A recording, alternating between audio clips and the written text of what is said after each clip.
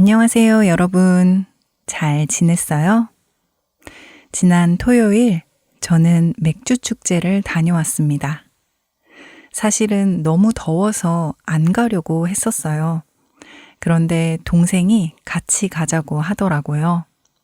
그래서 잠깐만 구경하고 오려고 했는데 결국 저는 9시까지 즐기다 왔습니다.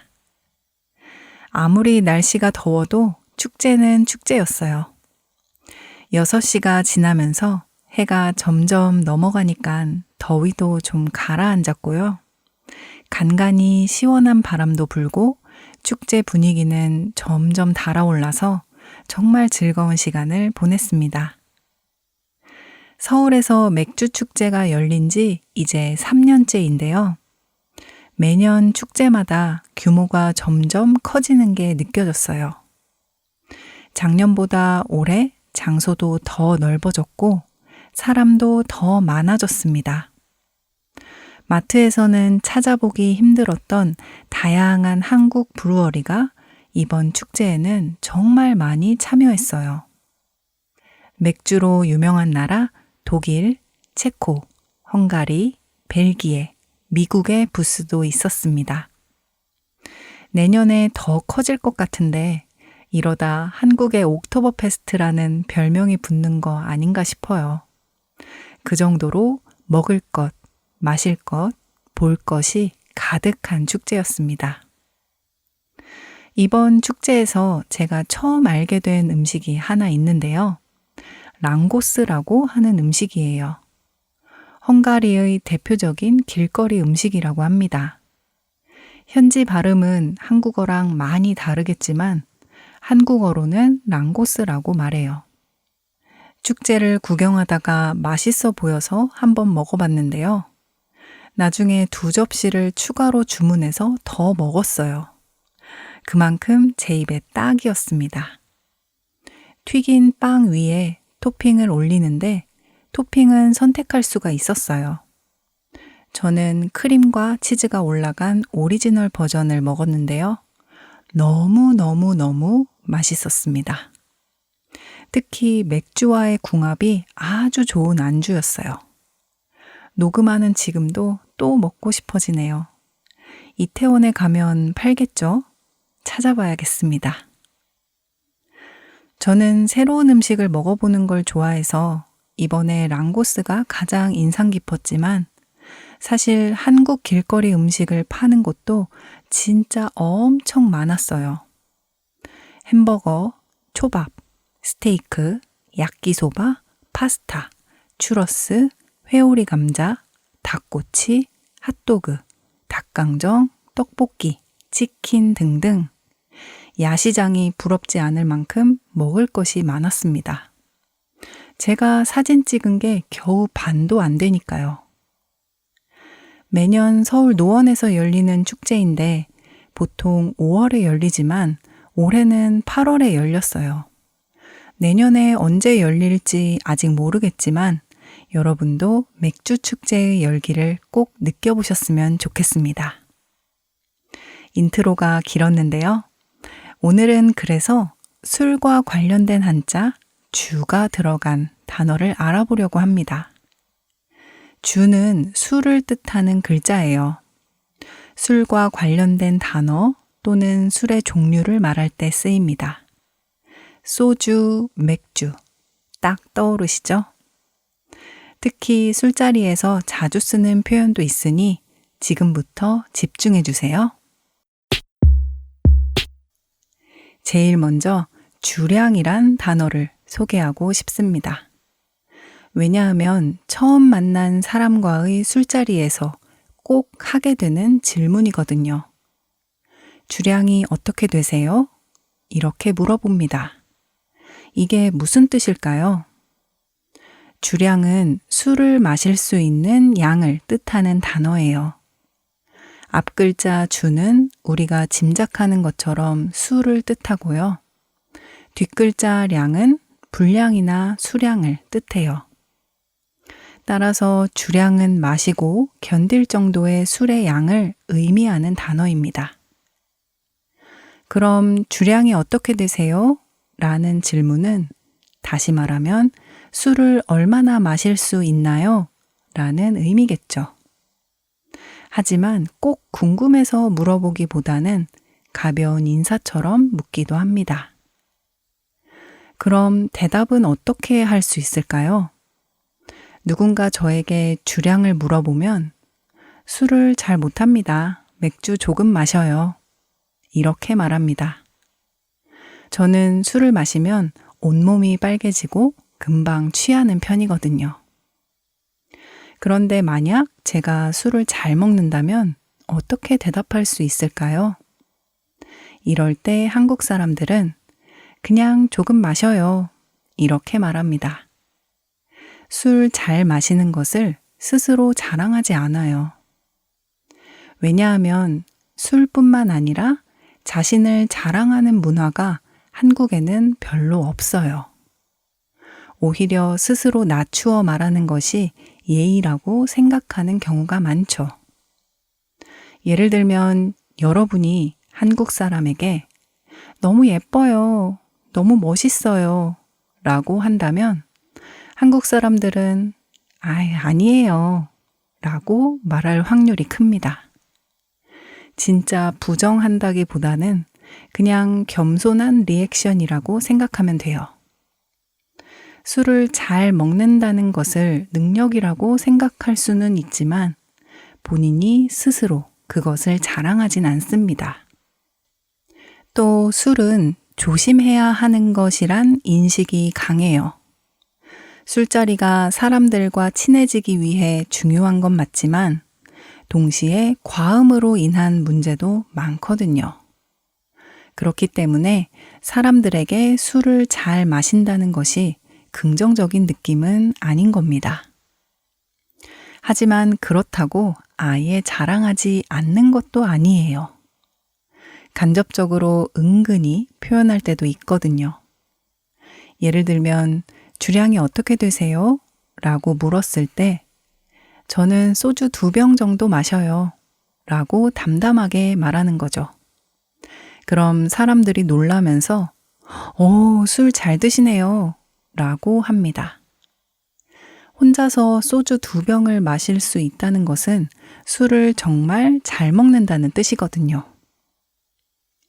예전에 제가 회사 다닐 때 술을 잘 못해도 분위기에 맞춰서 먹어야 하는 문화가 있었어요. 위하여! 라고 상사가 외치면 먹기 싫어도 먹어야 하는 날이 많았거든요.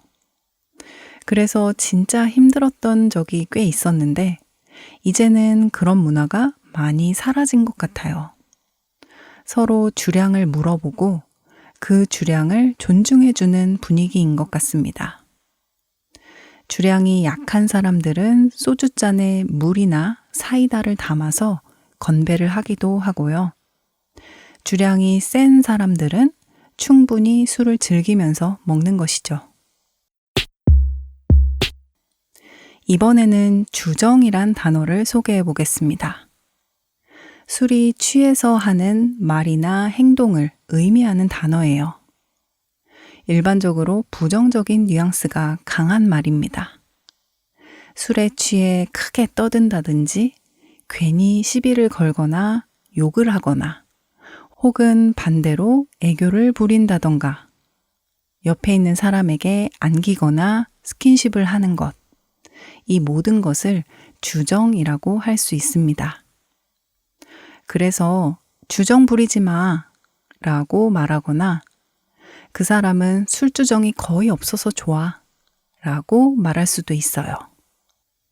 그런데 이런 주정이 술을 먹을 때마다 습관처럼 반복된다면 그럴 땐 주사라는 표현을 써요. 주사는 술버릇을 뜻하는데요. 즉, 술을 마시면 나오는 반복적인 행동을 가리키는 말입니다. 예를 들면 어떤 사람은 술을 먹을 때마다 계속 웃는 사람도 있고요. 우는 사람, 자는 사람, 다른 사람한테 계속 전화하는 사람, 했던 말 또 하는 사람, 스킨십 하는 사람 등등 사람마다 주사가 다 달라요. 물론 특별한 주사가 없는 사람도 많습니다. 주사가 어떻게 만들어지는지, 왜 생기는지는 잘 모르겠어요.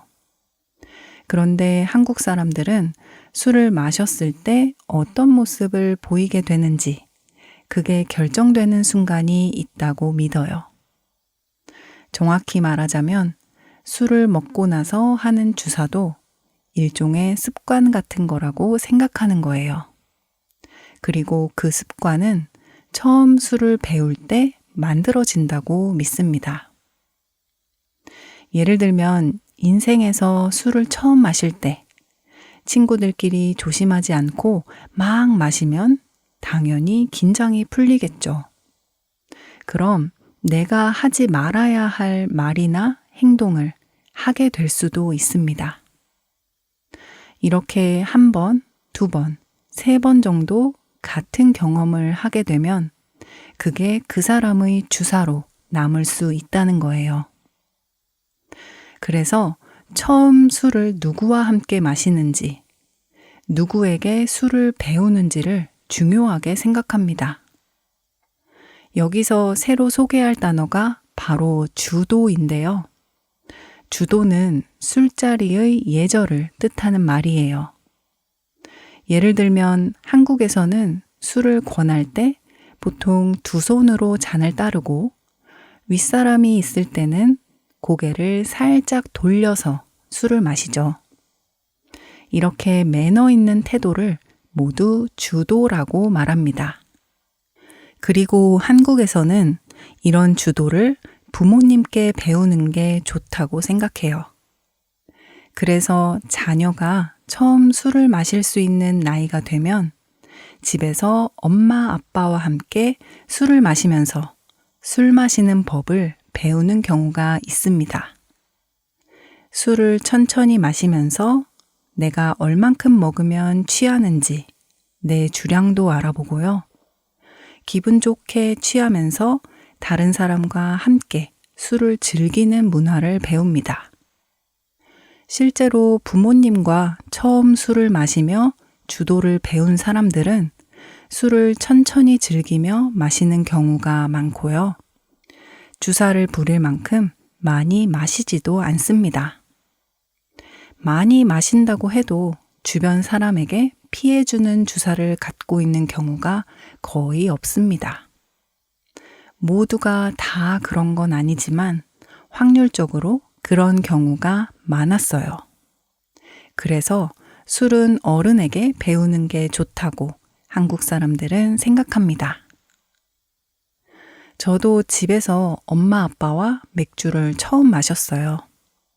그때 아빠가 맥주를 어떻게 따라야 하는지, 어른들과 마실 땐 어떻게 해야 하는지, 술은 천천히 마셔야 하는 것이고 자기 주량을 알고 먹어야 한다고 알려주셨어요. 그게 특별한 경험인 줄 몰랐는데 나중에 보니 그렇지 않은 친구들도 많더라고요. 고등학교 때 친구들끼리 몰래 술을 마시거나 대학교에 들어와서 처음으로 술을 경험하는 친구들이 생각보다 많았습니다. 저와 제 남편도 아들이 술을 마실 수 있는 나이가 되면 아들의 첫 술자리를 함께하고 싶어요.